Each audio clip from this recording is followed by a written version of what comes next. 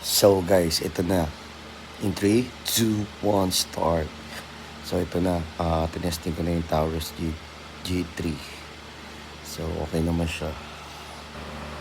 Maganda yung kanalabasan niya, no? Tuwa ako. Tapos tinesting din ako ng mahaba. Ayan o. Ayan o. Ayan o. Sabog ang beke-beke. Puro ulo. Iyan o. Isa pa. Miniglaman loob eh.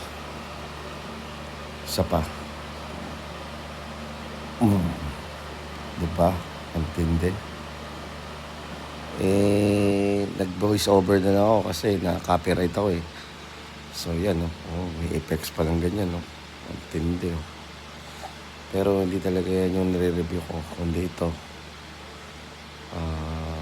Taurus G3. Package ko sa nakuha 37K kasama ni FA registration sa target point PH. Yan o. Diba? Lupit na effects o. Bang! Kita mo yung basyo. Diba? So hanggang dito na lang. Next vlog ulit. Bye!